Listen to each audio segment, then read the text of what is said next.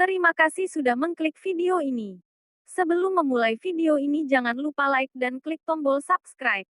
Dan juga nyalain loncengnya agar kalian gak ketinggalan update terbaru dari Novel Art. Jangan lupa juga share ke teman kalian, agar teman kalian gak bosen di saat karantina. Dan semoga wabah ini cepat berlalu. Amin. Selamat menonton.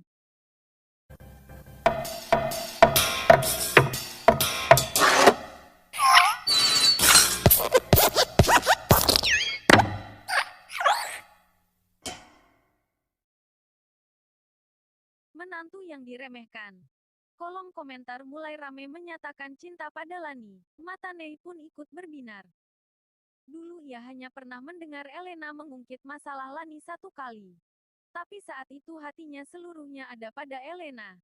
Jadi ia tidak memperhatikan Lani. Tapi begitu bertemu hari ini, Nei malah sedikit menyesal. Ini sama sekali tidak bisa dibandingkan dengan Elena. Seharusnya ia menyadarinya lebih awal. Siapa tahu bisa terjadi sesuatu bersama dengan Lani. Ini juga membuat pertama kalinya Nei sedikit iri pada Morphy. Ia ternyata bisa bersamaan memiliki hubungan dengan dua wanita cantik. Orang tidak berguna ini sebenarnya memiliki kemampuan apa? Lani, hari ini kamu sangat cantik. Nei mengulurkan tangan. Wajahnya menunjukkan senyum tampannya. Siapa yang tahu sebelum ia selesai berbicara, Lani sudah lewat darinya. Dari awal hingga akhir, tidak memandangnya sama sekali. Nei mengulurkan tangannya dan kikuk selama beberapa saat. Senyum di wajahnya juga membeku. Terbesit kemarahan di wajahnya. Mengapa perlakuan orang ini tidak sama seperti yang dibayangkannya?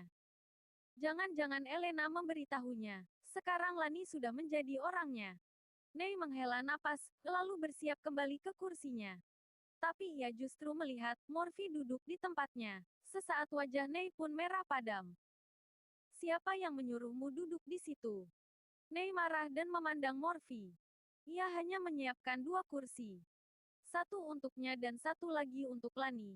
Rencana awalnya adalah, jika Morphy datang, maka suruh Morphy berdiri. Melihat ia dan Lani makan malam, ini juga termasuk pertarungannya dengan Morphy. Siapa yang berani berpikir? Karena Lani tidak berjabat tangan dengannya, ia pun melamun dan Morphy duduk di posisinya. Bukankah ini menginginkan dia sebagai tokoh utama untuk berdiri? Apakah ada ditulis nama di atas kursi ini? Ucap Morphy dengan tenang. Nei ini sungguh kekanak-kanakan. Kamu, wajah Nei memerah. Tentu saja tidak tertulis namanya di atas kursi. Saat ini jika ia memaksa Morphy pergi, ia akan terlihat pelit. Tentu saja ia tidak bisa melakukan itu. Oleh karena itu ia pun menyuruh pelayan untuk mengambil kursi lagi, meletakkannya di tengah. Tapi dengan begitu, malah terlihat ia menjadi pendamping Morphy dan Lani. Di saat yang bersamaan, ketenaran siaran langsungnya sudah mencapai jutaan. Ini sangat jarang terjadi di siaran langsung. Ternyata orang tidak berguna ini datang. Dari mana datang keberaniannya? Mana tadi yang bilang ingin mengirim mobil virtual dan memakan kotoran? Ia datang. Orang ini sungguh bermuka tebal. Istrinya berkencan dengan pria lain. Ia memandang dari sisi apakah tidak jijik. Itu bukan bermuka tebal, itu adalah bodoh. Meski tidak berhasil melawan Morphy, tapi perasaan Nei saat ini tidak buruk. Karena Morphy datang, barulah ia bisa menginjak Morphy di hadapan Lani, dan memberitahu Lani, siapa yang cocok untuknya. Nei menggerakkan jarinya, lalu beberapa pelayan wanita yang menggunakan congsam datang membawa berbagai macam hidangan mewah. Seorang bartender profesional datang, mulai meracik minuman. Kali ini Nei pintar, ia memberi kode pada bartender. Jadi bartender hanya membuat dua gelas. Satu untuk Lani. Satu lagi tentu untuk Nei. Morphy pun hanya memandangi mereka. Morphy, apakah kamu tahu ini bir apa? Nei menggoyangkan anggur merah di dalam gelasnya dengan perlahan sambil bertanya. Tidak tahu, ucap Morphy dengan ekspresi datar. Wajar kalau tidak tahu. Aku menyuruh orang membawa Romani Conti dari Perancis. Sejauh ini di dunia tidak sampai 1000 botol tersedia. Anggur ini lebih berharga dari tahun Raffi 82 yang ada di mata kalian orang biasa. Nada bicara Nei membawa kesombongan. Banyak orang mengira Raffi 82 adalah anggur merah terbaik. Tapi sedikit yang tahu, ada anggur bernama Romani Conti, disebut Raja Anggur, karena kelangkaannya. Jadi beberapa tahun ini orang kaya juga tidak bisa membelinya. Morphy tersenyum tipis. Jika ia tidak salah ingat, di ruang minuman keluarga Wijaya, terdapat ratusan Romani Conti, dan tidak ada yang mempermasalahkannya. Hanya orang kaya dari tempat kecil seperti Nei yang akan mempermasalahkan Romani Conti. Melihat Morphy tidak membalas, Nei berkata dengan dingin. Tahu kenapa aku tidak menyuruh pelayan menuangkan anggur untukmu? Takut aku meminumnya dengan sia-sia. Tanya Morphy sambil setengah tertawa. Nei menjawab. Kamu ternyata cukup tahu diri. Betul. Jika saja memberimu meminum anggur ini, kamu juga tidak bisa merasakannya. Anggur merah sebagus ini, hanya orang yang paham yang bisa menikmatinya. Orang seperti dirimu, hanya cocok minum bir. Nei tertawa, menjentikan lagi jarinya dan berkata, beri dia satu kerat bir. Baik Tuan Nei. Tunggu dulu, beri aku juga satu kerat bir. Saat itu, Lani juga ikut berkata, dan Romani Conti di hadapannya. Dari awal sampai akhir ia tidak memandangnya. Pelayan memandang Nei dengan bingung. Ingin tahu apa maksud Nei, bisa bekerja di sini. Tentu saja ia tidak bodoh. Sejak Morphy dan Lani masuk, ia sudah merasakannya. Nei sangat membenci Morphy, jadi terus menyulitkannya. Tapi Lani, Nei marah di dalam hatinya. Orang ini benar-benar brengsek, tidak meminum Romani Conti yang mahal di hadapannya, malah mau menemani orang ini meminum bir murah. Lani, apakah kamu juga suka bir? Katakanlah sedari tadi. Jika kamu bilang dari tadi aku akan menyuruh orang membawa beberapa bir istimewa. Kalau begitu datangkan beberapa kerat bir. Aku juga sudah lama tidak minum bir. Kebetulan meminjam kesempatan hari ini, minum bersama orang penting. Meski hatinya geram, tapi Nei tetap mempertahankan ekspresinya dengan baik, wajahnya tetap tenang. Baiklah, Tuan Nei. Pelayan itu mengelap keringat dinginnya dan langsung pergi. Melihat Nelson yang mengepalkan tangannya di bawah meja, Morphy merasa lucu. Orang bodoh ini, sepertinya tidak pernah mengira Lani akan berbuat seperti ini padanya. Istri yang dirawatnya selama 3 tahun, ia berani merebutnya. La juga tidak memperhatikan dirinya sendiri. Saat itu hati Nei juga campur aduk. Sebelumnya Elena sudah bersumpah menjamin padanya. Lani pasti berdiri di sisinya, mengikutinya. Tapi mengapa sampai di lokasi, Lani justru membantu Morphy? Nei tidak mengerti. Jika Elena tahu pikirannya, sepertinya akan merasa bersalah. Di dalam pikiran Elena, Nei cukup unggul. Menghadapi orang seperti Morphy seharusnya mudah. Nanti, harus membuat Lani melihat betapa tidak bergunanya Morphy, dan melihat betapa unggulnya Nei, keduanya dibandingkan. Tentu saja Lani akan tahu harus memilih siapa. Tapi, Elena terlalu memandang tinggi Nei, juga memandang rendah Morphy, terlebih lagi tidak memahami pikiran sebenarnya dari Lani. Tidak peduli seberapa unggul pria lain, Lani tidak akan tertarik, di matanya, hanya ada Morphy. Melihat pelayan membawa beberapa kerat bir, hati Nei semakin kesal. Masalah ini benar-benar berbeda dengan bayangannya. Gagal menyerang Morphy, ingin menggunakan Romani Conti untuk mempermalukan Morphy juga dihentikan oleh Lani.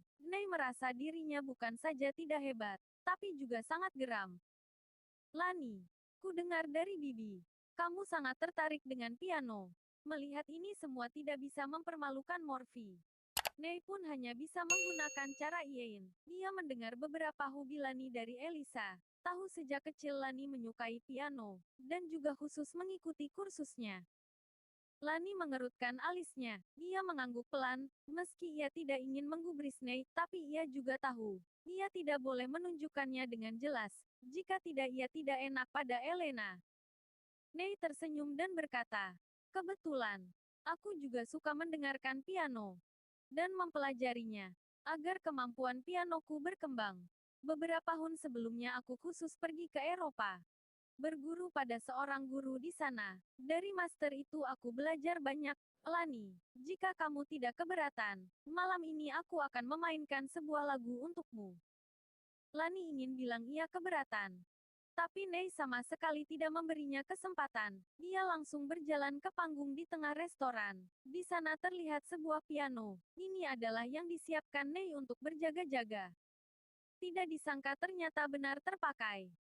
Yang dipikirkan Nei sangat sederhana. Jika tidak bisa memikat Lani dengan uang, maka ia akan menggunakan seni. Lagi pula sebagian besar perempuan tidak bisa lari dari dua hal ini. Nei duduk di atas kursi. Beberapa kamera penyiar juga mengarah pada Nei. Ini adalah pertunjukan seni Nei. Kesempatan baik seperti ini. Ia pasti tidak akan melepaskannya. Tuan Nei yang memainkan piano sangat tampan. Gaya dan jarinya sangat profesional. Bagaimana mungkin bisa bertemu dengan orang seperti Tuan Nei yang kaya dan juga berseni? Penonton siaran langsung mulai memuji Nei. Nei menghela napas. Piano adalah satu-satunya seni yang ia kuasai untuk memikat wanita. Ia pernah menggunakan cara ini untuk mendapatkan hati tidak sedikit orang di dunia hiburan, lalu naik ke ranjangnya, dan mengikuti keinginannya. Jadi Nei sangat percaya diri. Ia ingin membuat Lani mengerti, ia bukanlah keturunan kaya yang tidak bisa apa-apa. Ia punya talenta. Sama baiknya. Nei memainkan karya Beethoven, yaitu Für Elise. Ini adalah karya Beethoven di tahun 1810 yang ditulisnya untuk seorang murid perempuan, adalah salah satu dari 10 karya besar dunia. Kesulitan memainkannya tentu saja tinggi, tapi jika Nei berani memilihnya, artinya ia sudah berlatih cukup banyak, meski tidak bisa benar-benar sempurna, tapi juga mengejutkan. Lani menaikkan alisnya. Ia sangat mendalami piano. Tidak bisa dipungkiri. Für Elise yang dimainkan Nei cukup baik. Baik itu kontrol ritmenya, juga ketepatan nadanya. Semua dilakukan dengan baik. Sama sekali tidak bisa dicari kesalahannya. Beberapa member grup musik di bawah panggung memasang muka terkejut. Mereka adalah pemusik. Mereka semakin bisa memahami betapa susahnya karya ini. Nei bisa menggunakan identitasnya sebagai musisi amatir, memainkan Für Elise dengan begitu bagus, sungguh bertalenta. Lani dan grup musik itu, juga penonton siaran langsung, secara bersamaan terkejut. Sebagian besar dari mereka tidak mengerti piano, tapi bisa terdengar, yang dimainkan Nei benar-benar merdu. Kemampuan Tuan Nei bisa mengikuti lomba piano dalam negeri. Tuan Nei sangat hebat. Apakah semua anak orang kaya sehebat ini? Sangat merdu, aku ingin menikahimu. Aku ingin melahirkan anakmu. Hebat. Tidak sedikit penonton yang memberi mobil virtual pada Nei, hanya dengan sebuah lagu. Siaran langsung itu sudah mendapatkan hadiah ratusan juta. Ini membuat beberapa penyiar itu pun girang. Nei tentu tidak kekurangan uang ini. Tapi mereka kekurangan. Siapapun tidak mengira, hanya menjadi penyiar saja bisa mendapatkan banyak uang. Bisa dibilang, cara Nei ini sangat hebat, menaklukkan banyak penonton. Setelah selesai tampil, Nei berdiri, lalu hormat dengan anggun ke bawah panggung, barulah turun. Lani, menurutmu apakah ada yang salah dari Für Eliseku? Wajah Nei bersinar. Sangat jelas. Ia hanya basa-basi. Tidak usah dibilang bahwa kesalahannya sangat sedikit. Dengan kemampuan Lani saja, ia juga tidak bisa melihatnya. Jadi maksud Nei sangat jelas, yaitu ingin Lani mengakui kemampuannya. Terlalu banyak. Belum Lani berbicara, Morphy sudah membuka suara. Nei terpaku dan berkata, apa yang terlalu banyak? Aku bilang ketika kamu tampil. Terlalu banyak kesalahannya. Morphy terus berbicara. Kemampuan Nei ini hanya bisa dijual di hadapan orang amatir, di hadapan orang profesional. Sama sekali tidak bisa naik panggung. Kamu orang tidak berguna. Apa yang kamu tahu? Apakah kamu mengerti piano? Langsung Nei marah. Tadi Morphy merebut kursinya, ia tidak marah. Tapi sekarang, Morphy ini ternyata berani meragukan kemampuannya dalam bermain piano. Bagaimana Nei bisa bersabar? Orang ini sepertinya tidak pernah menyentuh piano. Atas dasar apa ia mengatakan dirinya membuat sangat banyak kesalahan? Kamu kira aku tidak mengerti piano? Morphy balik bertanya. Kemampuannya dalam piano tidak lebih buruk dari kemampuan bela dirinya. Dari umur 3 tahun, ia sudah menyentuh piano. setiap hari menghabiskan waktu di depan piano setidaknya 3-4 jam. Gurunya adalah ibunya, Claudia. 20 tahun yang lalu, Claudia terkenal di Tokyo. Ia adalah musisi ternama Tokyo. Karena talentanya lah ibunya, Claudia, memikat ayahnya. Tapi karena keduanya tidak disetujui menikah oleh keluarga Wijaya, Morphy pun menyandang nama anak haram. Menerima penindasan di keluarga Wijaya. Tapi ibunya merawatnya dengan kuat. Meski di keluarga Wijaya mereka hidup dengan sulit, Claudia juga tidak menyerah akan pendidikan Morphy. Tidak hanya memberikan bakatnya pada Morphy, dia juga menyuruh Morphy berlatih bela diri. Di hari-hari pahit mereka, barulah terdidik seorang Morphy yang sekarang. Di piano, kemampuan Morphy sepertinya sama baiknya dengan musisi ternama dunia. Nei ingin memukul dirinya sendiri dengan piano, benar-benar mencari masalah.